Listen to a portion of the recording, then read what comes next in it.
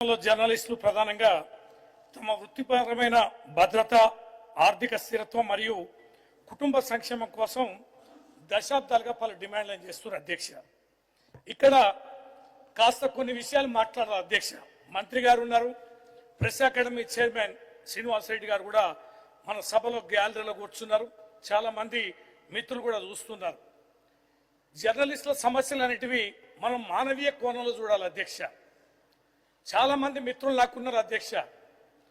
మేము చూస్తుంటాం, వృత్తి ఏమో నిరంతరం పరిగెత్తుతుండాలి, ప్రతి నిమిషం అలర్ట్గా ఉండాలి, రోజంతా రాత్రంతా అదే పని చేస్తూ ఉండాలి, సమాచారం సేకరణ చేస్తుండాలి, చేరవేస్తుండాలి.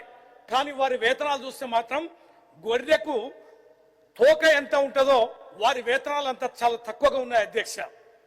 వారి కుటుంబాలు ఎట్లా పోషించుకుంటున్నారో, వారి పిల్లల్ని ఎట్లా చదువుకుంటున్నారో, ఎలా చదువులు ఆరోగ్యానికి ఖర్చు పెడుతున్నారో ఇవన్నీ చూస్తే చాలా బాధాకరం అనిపిస్తుంది అధ్యక్ష.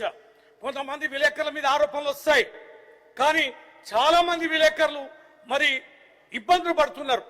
ఆరోపణలు చూస్తున్నారు తప్ప వారి కుటుంబాలు ఎట్లా బ్రతుకుతున్నాయనే పరిస్థితి లేదు.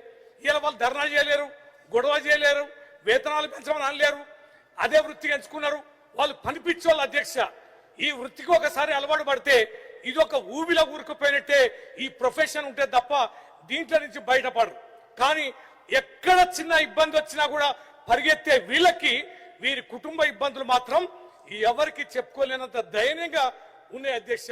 అందుకనే వీరి యొక్క సమస్యలన్నిటివి సావధానంగా వినాలే, మనం పరిష్కరించాలి. ఎన్నో విషయాలు వాళ్ళు మన గురించి రాస్తారు, మన వెన్నంటి ఉంటారు, మన యొక్క జీవితంలో భాగస్వామిగానే జర్నలిస్టులు ఉంటారు. కానీ వారి సమస్యలు మాత్రం మనం సానుకూలంగా ఉంటాం.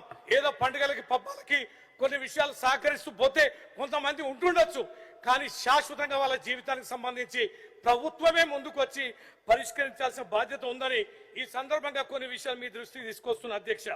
ముఖ్యంగా వీళ్ళకున్నది కీలకమైనది అక్రిడేషన్ కార్డుల అధ్యక్ష. జీవో నెంబర్ 252 ప్రకారం కొన్ని నిబంధనలు వీళ్ళు కఠినంగా పెట్టారు అధ్యక్ష. ఇది సర్క్యులేషన్, ఇన్కమ్ లాంటి వాటిని సరళీకరించాలని కోరుతున్నారు అధ్యక్ష.